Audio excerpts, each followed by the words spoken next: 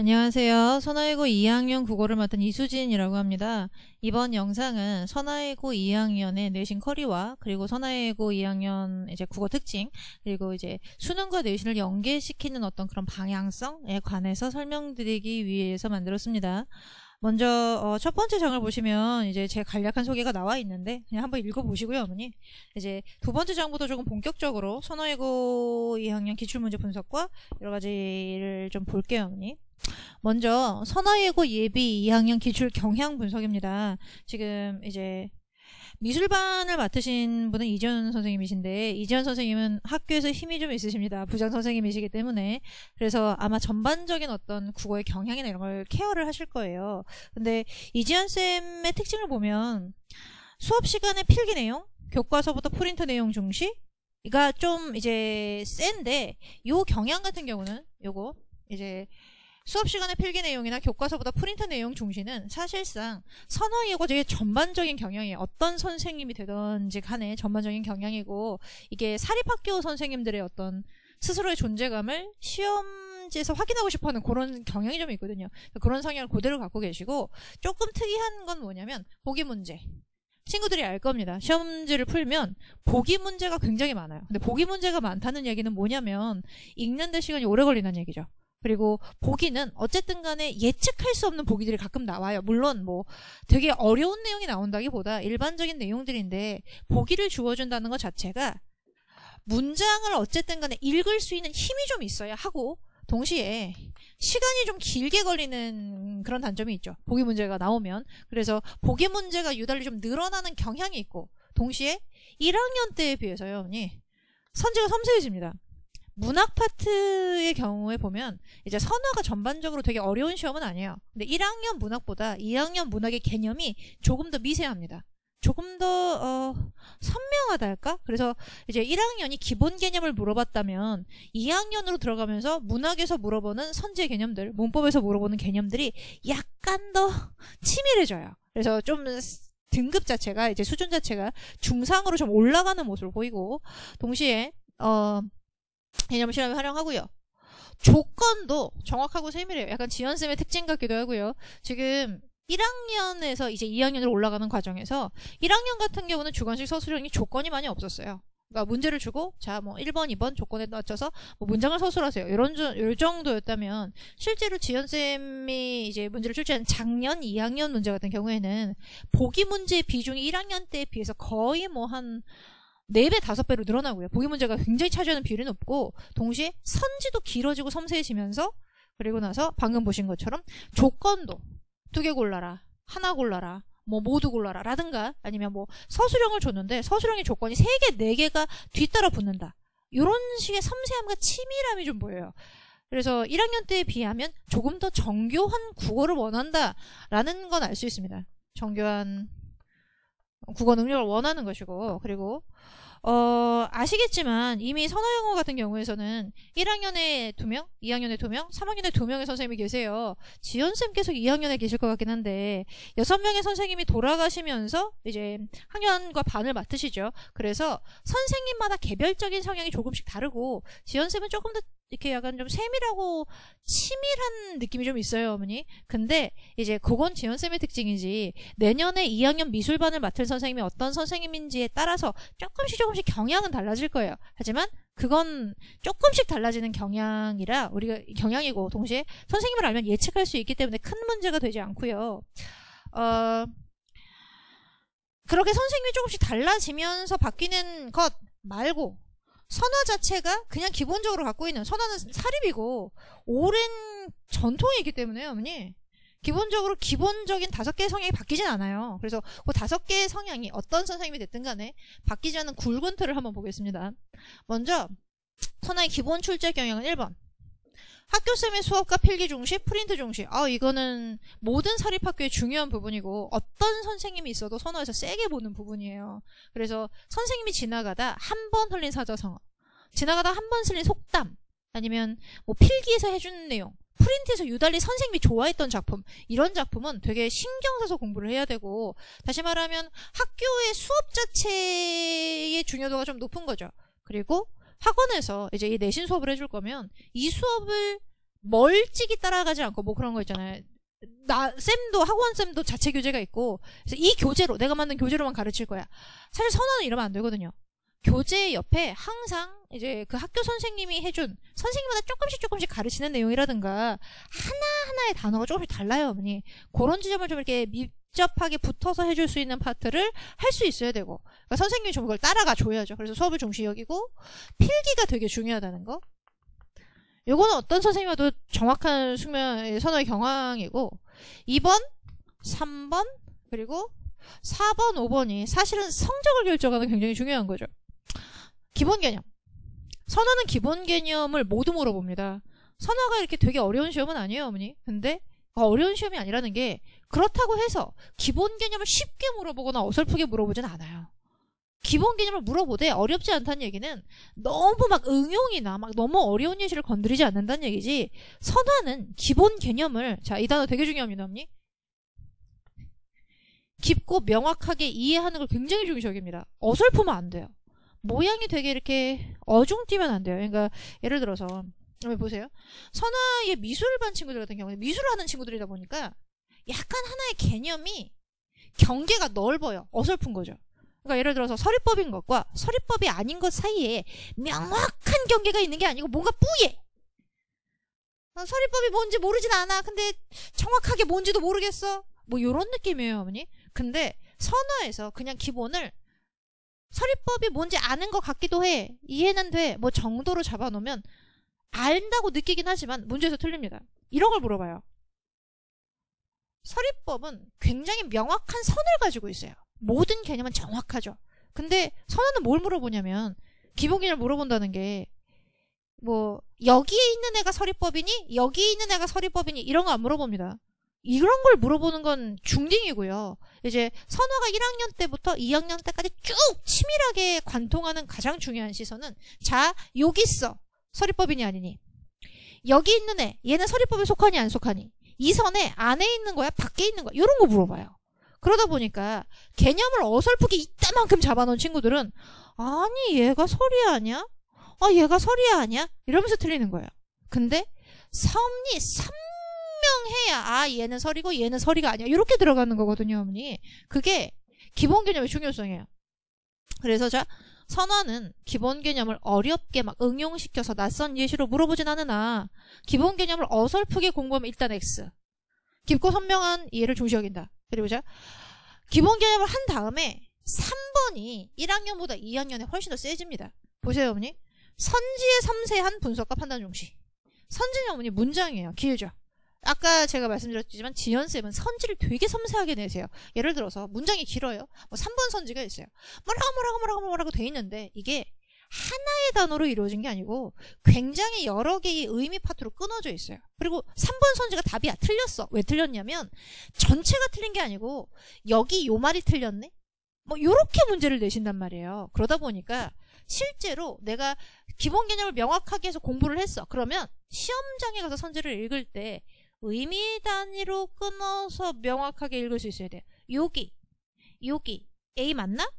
B 맞나? C 맞나? 그래야 이 전체 중에서 틀린 요거 하나가 내 눈에 보이는 거예요, 어머니. 그게 선지를 끊어서 명확하게 판단할 수 있는 힘인데, 자, 요즘 친구들한테 너무 떨어지고, 선화에서 사실 선화는 3과 1 사이의 갭이 되게 크지 않아요, 어머니. 몇 문제 안 돼요. 근데 그 몇 문제를 왜 틀리냐면 얘 때문에 틀려요.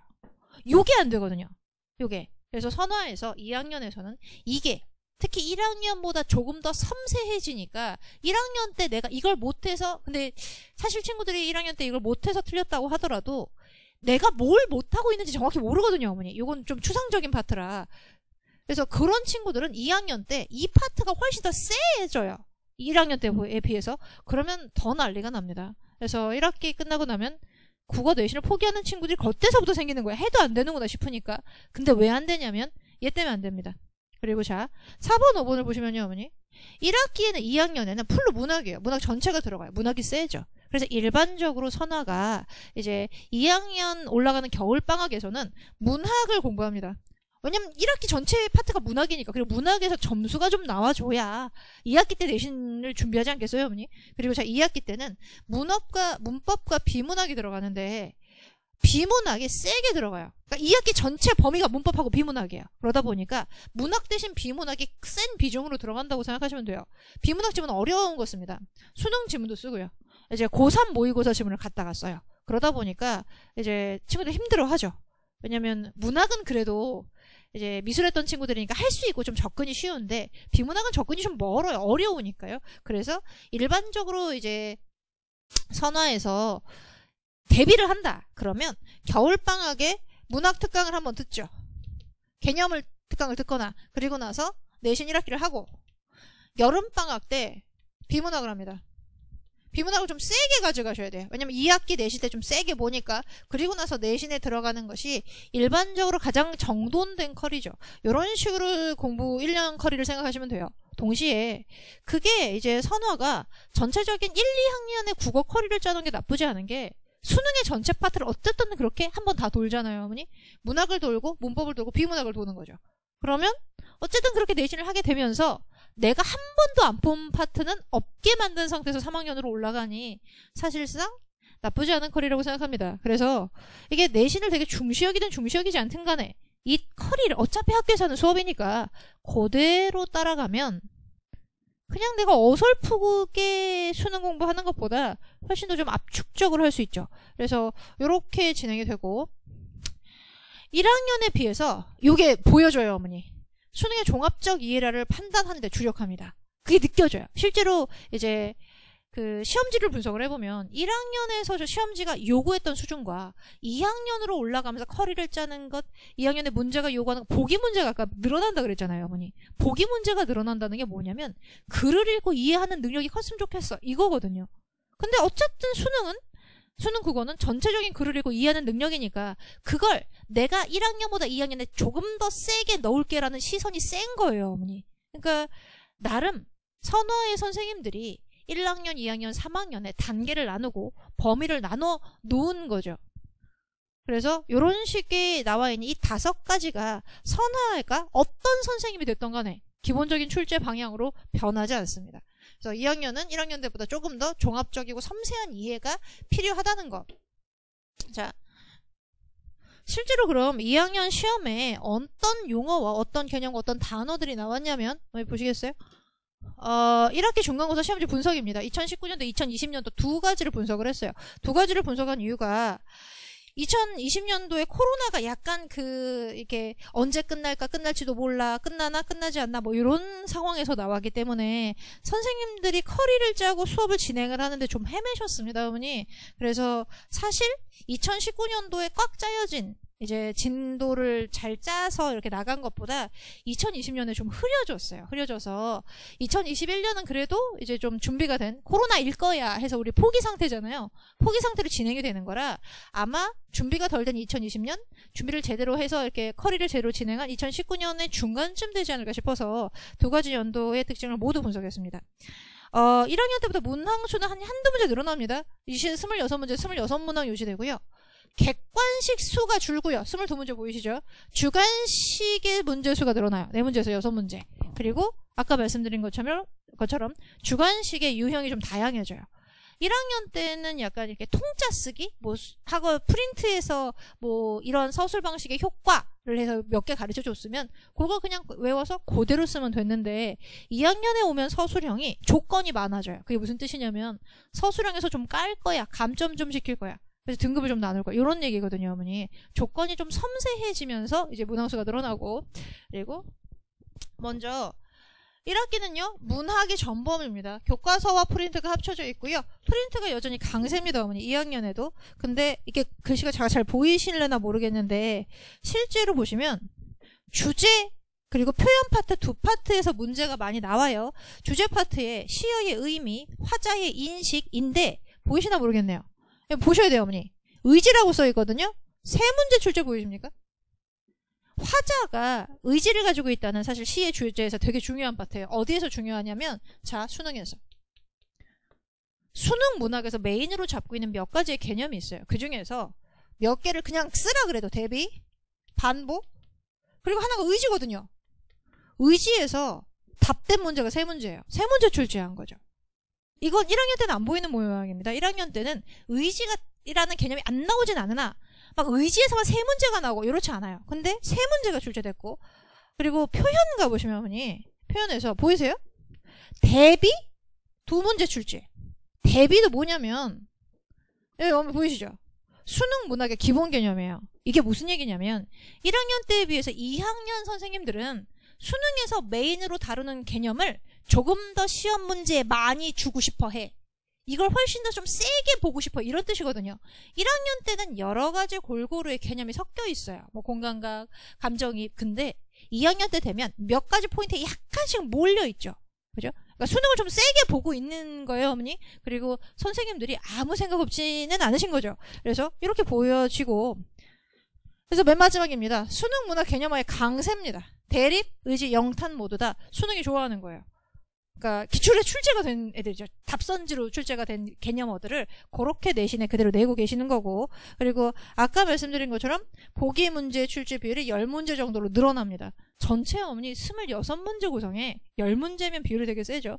그래서 이제 종합적 판단 이해를 준비시키고 중시 여기는 거 맞고, 학생들 입장에서는 당연히 1학년 때보다 시간이 더 걸립니다.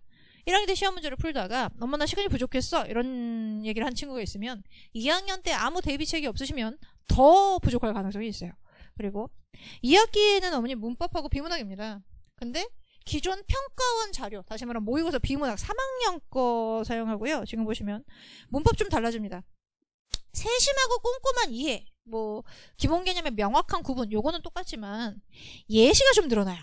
어려운 예시를 활용을 하는 비율이 막 되게 많지는 않아요, 어머니. 하지만 조금 늘어나서 난이도가 중상 정도로 좀 올라가고, 비문학을 이제 이거는 사실은 지금 당장 1학기 때 할 내용은 아니니까, 하지만 비문학은요, 어머니, 친구들이 생각하는 것보다 훨씬 더 세세하게 문장과 문작과 지문의 분석과 암기까지도 다 끝내야지 할 수 있을 만큼 문제가 나와요. 그러니까 주어진 시간 안에 내가 비문학 그냥 한번 대강 읽었는데 가서 읽고 다시 풀 거야. 불가능합니다. 시간이 없어요. 비문학에서 특히 시간 부족이 되게 세질 거기 때문에 시험장에 들어가기 전에 범위에 나왔던 비문학은 모두 다 암기 하고 나서 들어가야 되는 파트예요, 어머니. 그래서 요렇게 1학기 중간고사와 그리고 이제 2학기는 메인으로 지금 안 다루겠지만, 그래서 요런 식의 모양을 갖고 있는 시험이라는 거. 자, 그래서 선화가 요런 모양을 가지고 있는데, 그러면 알겠는데 공부를 어떻게 시킬 거냐, 뭐 이런 거 우리 얘기해야 되지 않겠습니까, 어머니? 자, 실제로 요런 내용에서 이제 어떻게 공부를 시킬 거냐면, 선화의 이런 특징을 바탕으로 해서요, 어머니, 실질적인 성과를 위한 학습 전략은 한 5가지 정도로 뽑았어요. 그리고 이 5가지 특성과, 그러니까 아까 우리가 봤던 선화가 강조하는 거, 그리고 강조하는 걸 베이스로 해서 방법을 만들고 그것에 따라 교재 구성과 수업 구성을 하는 거죠. 먼저 첫 번째 보시면 아이의 성향을 이해할 것이 있습니다, 어머니. 아이의 성향이 뭐냐면, 자, 선화 애들은 질문을 안 해요. 이렇게 대형 강의로 들어요. 그러면 선생님한테 질문하지 않고 쭈뼛거려요. 그러니까 우리 때처럼 막 이렇게 선생님을 좋아하고 선생님하고 얘기하고 막 질문하고 이런 거 없어요.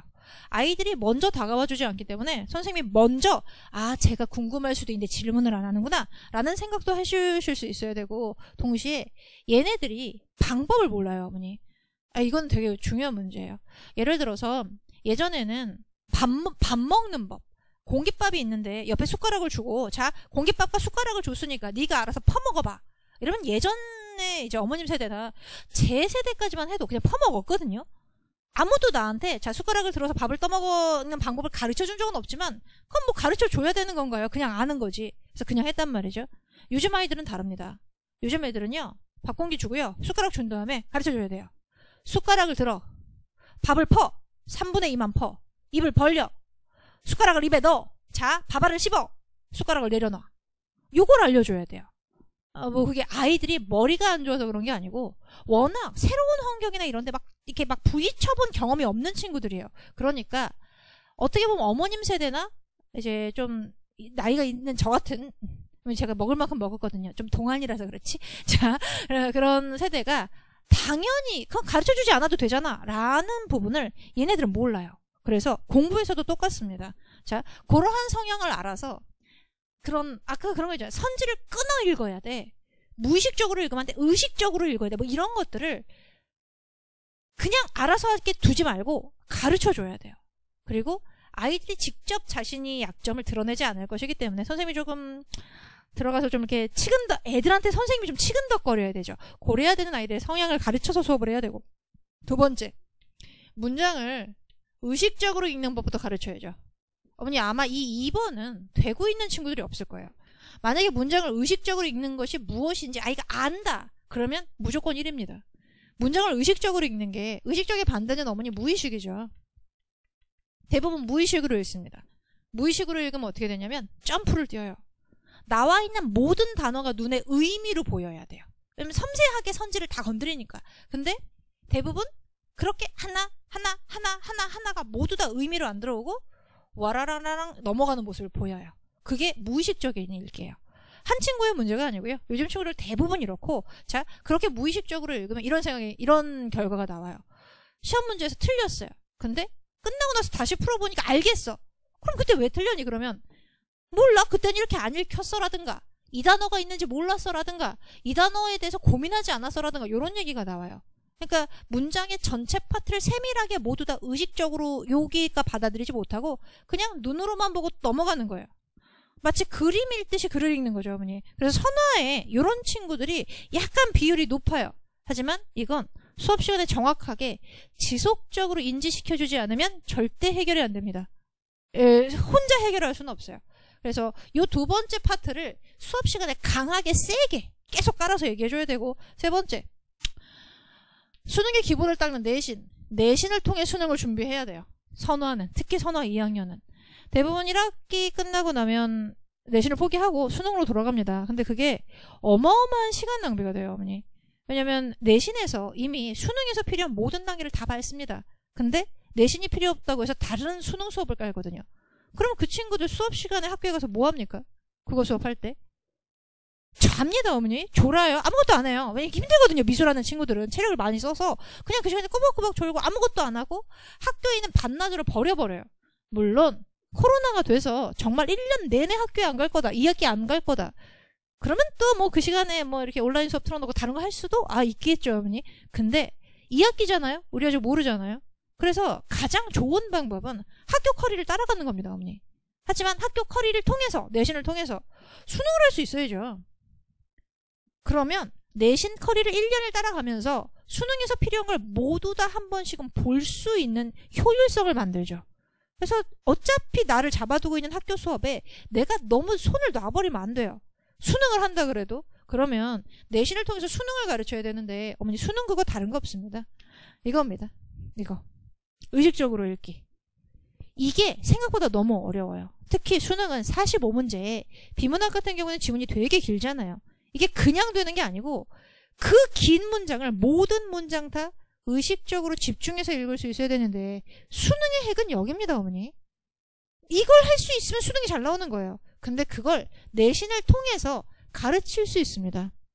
수능과 내신이 그렇게 다르지 않습니다. 게다가 방금 보신 것처럼 선화 2학년의 내신 커리는 수능을 반영해서 만들어줬어요. 아예 관계가 없지 않아요. 하면서 충분히 준비할 수 있습니다. 물론 중간중간 다른 준비가 좀 필요하겠지만 이렇게 해야 2학년을 제대로 보내고 내신과 수능을 좀 더 잘 잡아놓은 상태로 3학년으로 올라갈 수 있겠죠. 자, 4번. 개념어를 가지고 놀 수 있어야 합니다. 이게 뭐냐면요, 어머니. 2학년 선지를 아까 시험지 분석하면서 보여드렸겠지만 선지가 섬세해지고요, 예민해지고요, 개념도 약간 난이도가 올라가잖아요. 그래서 이러면 안 돼요. 자, 뭐 서리법이 뭐야? 이렇고 이런 거? 요 정도의 떠듬거림으로는 안 되고요. 서리법이 뭐야? 라고 물어봤을 때 서리법은 이거야. 예시에 이런 거 있어. 요건 서리법이고 요건 서리법이 아니야.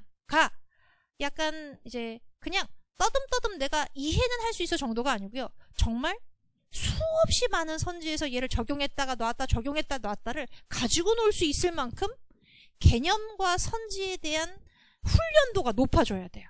그렇지 않으면 너무 힘듭니다, 어머니. 왜냐면 선지와 어떤 예시와 뭐 이런 것들의 그 수준 자체가 놀라가 버리기 때문에. 그래서 이런 생각하셔야 돼요, 어머니. 지금 1학년이었던 내 아이가 약간 발동의 불, 이런 느낌을 좀 받으셔야 돼요, 어머니. 왜냐면 지금 준비 안 된 상태로 들어가시면 너무 어렵죠. 결과가 정해져 있습니다. 그래서 수업을 들으시라고 말씀드리는 거예요, 어머니. 자, 2학년 특강으로 준비한 과정은 최다 빈출 개념어입니다. 이거 어떤 식으로 진행을 하는 거냐면 최다 빈출 개념어의 대비가 있어요. 이 최다 빈출 개념어는 수능을 기준으로 해서 뽑습니다. 물론 선화의 내신도 같이 봅니다. 들어가 있어요. 하지만 수능 기출이 조금 더 세게 들어가 있습니다. 자, 대비라는 개념어가 있어요. 수능이 좋아하죠. 대비라는 개념을 명확하게 만드는 작업을 지금 이거 잘 안 보이실 텐데 요건 내신 문제고요, 어머니. 나머지 3개는 수능 문제예요. 수능 문제 답선지에 대비라는 개념이 들어가 있어요. 예시를 통해서 가르치는 거예요. 대비라는 개념을 하나 주고 자, 이 예시는 대비. 이 예시는 대비가 아니야. 요 예시는 대비 해서 대비라는 개념이 갖고 있는 선명한 경계를 자, 실전 시험에서 보는 여러 가지 선지와 예시를 통해서 정교하게 다듬어주는 작업을 합니다. 문학에 관한 개념어를. 그게 방학 때 들어갈 특강의 내용이에요, 어머니. 자, 요 작업을 하게 되면 구체적으로 좀 보여드릴게요. 요 작업을 하게 되면 2021 빈출문학 개념어 특강 시간이요, 어머니. 일요일 오전 10시에서 1시 잡혀 있습니다. 1월 10일 개강입니다. 한 주 늦춰졌어요. 그래서 지금 순서를 보시면 처음에 3주 현대시 개념합니다. 4주 7주 소설문학, 현대소설, 고전소설을 합칩니다. 개념어 해요. 정교하게 나갑니다. 여기서 중요한 건 개념을 하나 가르치고 명확하고 뚜렷한 경계를 만드는 거예요. 그리고 나서 8주 10주인데 정확하게 이게 9주 수업이 될지 8주 수업이 될지 아직 미정이에요, 어머니. 아마 이제 코로나 때문에 줄어들어서 맨 마지막에 하나는 이제 보강으로 동영상 처리가 될 수도 있습니다. 자, 선화 기출 최다 빈출 개념 정리 같이 들어가요. 맨 마지막에. 왜냐면 수능식 문학 개념어를 봤으니 실제로 선화가 이 개념과 이제 선지를 어떤 식으로 활용했는지를 실제로 봐서 마무리를 하는 거죠. 그리고 이 수업의 목표는 두 가지입니다, 어머니. 아까 말씀드린 것처럼 기본 개념, 그것이 문학이 됐든 문학 개념이 선명하고 깨끗해야 되잖아요. 경계가 뚜렷해야 되는데 그걸 굉장히 집중적으로 연습시킵니다. 그래서 수능과 내신의 기본 틀을 좀 만들어 놓고 이걸 하면서 어머니 선지 있죠. 선지 읽기, 선지 판단을 미친 듯이 하게 돼요. 왜냐면 모든 예시가 선지와 예시, 선지와 예시, 선지와 예시로 되어 있어서 나중에는 선지를 판단하는데 인이 박힐 거예요. 그렇게 수업 교재가 구성이 되어 있습니다. 그래서 우리가 선화라는 학교에서 굉장히 중요한 기본 개념에 대한 확고한 명확한 시선과 그리고 선지 읽기와 선지 판단의 섬세함이라는 두 마리 토끼를 동시에 잡을 수 있는 수업으로 방학 때 이렇게 빈출문학 개념어 수업이 깔리고요. 그렇게 기초를 좀 만들어 놓고 나면 사실 이 두 가지 주가 조금씩만 해결이 돼도 1학년에서 내가 해결하지 못한 걸 아마 굉장히 많이 해결하고 올라가는 게 될 거예요. 그렇게 2학년 올라가면 국어가 다르게 느껴지지 않을까 이런 생각을 합니다, 어머니. 자, 지금까지 선화 2학년 국어 특강에 대해서 말씀을 드렸고요. 이제 지금까지 오랜 시간 들어주셔서 감사합니다, 어머니.